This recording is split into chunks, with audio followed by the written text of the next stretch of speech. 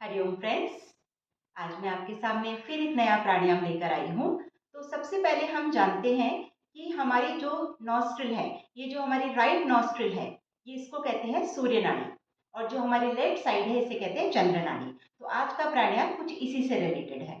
तो किसी को अस्थमा है, किसी को हाई बीपी है, किसी को कोल्ड एंड कफ ज़्यादा होता है, तो आज हम बात करेंगे कि कौन सा प्राणायाम किस चीज़ के लिए फायदेमंद होता है।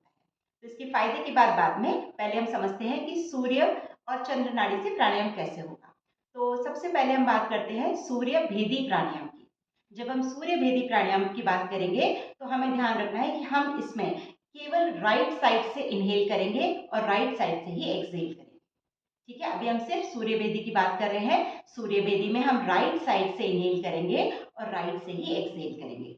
तो जब हम राइट से इनहेल करेंगे तो उसका इतना डीप इनहेलेशन करेंगे कि इसके बाद हम और आगे ब्रीथ नहीं कर सकते। जब हम वहां तक पहुंच जाएंगे तो अगर आप होल्ड कर सकते हैं तो आप होल्ड करिए, अगर आप होल्ड नहीं कर सकते हैं तो आप धीरे धीरे ब्रीथ आउट शुरू कर सकते हैं। अगर आपसे बिल्कुल ब्रीथ होल्ड नहीं हो रहा है तभी भी कोई बात नहीं, आप सिर्फ इनहेल करिए और फिर एक्सहेल करिए। तो इस प्राणायाम को कहते हैं सूर्य भेदी। अब जानते हैं इसको कैसे किया जाएगा। तो सूर्य भेदी प्राणायाम करने के लिए आपने अपनी दोनों फिंगर्स को बेस, थंब के बेस में लगाया और अपनी रिंग फिंगर से लेफ्ट नॉस्ट्रिल को क्लोज किया। ठीक है, जब आप स्टार्ट करेंगे तो ब्रीद इन आपका कहां से होगा? आपका ब्रीद इन राइट से होगा। तो इनहेल,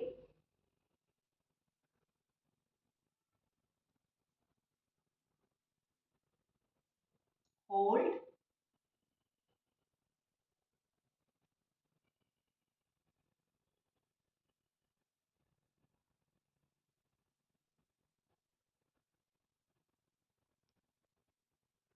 एक्सहेल।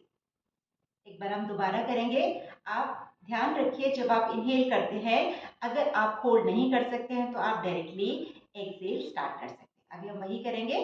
तो आपने फिर से अपनी लेफ्ट नॉस्ट्रिल को क्लोज किया, रिंग फिंगर से ब्रीद इन स्टार्ट करेंगे राइट साइड।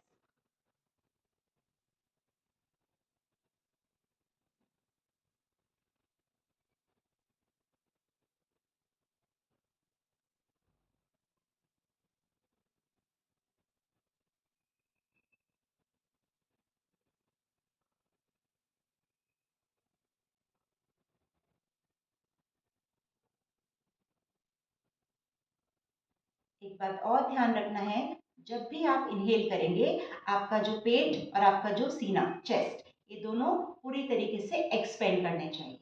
और जब भी आप एक्सहेल करेंगे तो आपका धीरे धीरे कॉन्ट्रैक्शन आप फील करेंगे, अपने बेली को पूरी तरीके से अंदर फोर्स करेंगे।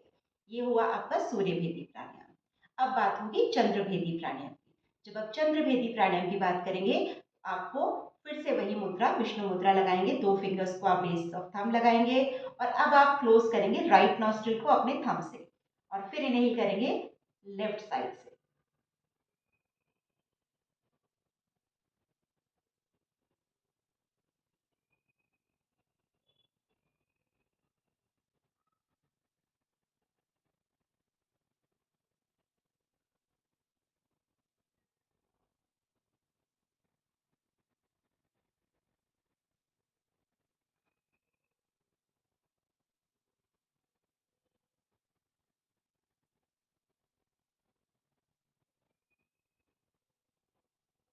तो ये हुआ आपका चंद्रभेदी प्राणायाम। अब जब आप सूर्य भेदी प्राणायाम करते हैं तो ये आपकी बॉडी में हीट को जनरेट करता है, और जब आप चंद्र भेदी प्राणायाम करते हैं तो ये आपकी बॉडी में कूलनेस देता है।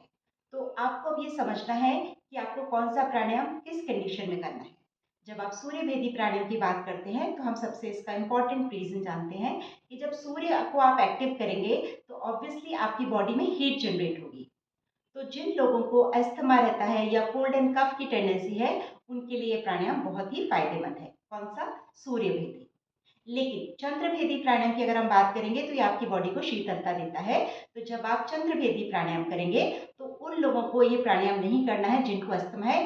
किसको करना है? जिनको हीट ज्यादा है बॉडी में, मतलब आपका अगर हेडेक रहता है, आपको माइग्रेन रहता है या आपको बीपी हाई रहता है, उस कंडीशन में आपको चंद्रभेदी प्राणायाम करना है। इसके डिटेल में फायदे और नुकसान, कौन सा प्राणायाम कब नहीं करना चाहिए या कौन सा प्राणायाम कब करना चाहिए, ये मैं आपको डिस्क्रिप्शन में दे दूंगी, आप उसे चेक कर सकते हैं। ऐसे ही इंटरेस्टिंग वीडियोस को देखने के लिए मेरे चैनल को सब्सक्राइब करिए और ऐसे ही प्यार बनाए रखिए। Thank you so much.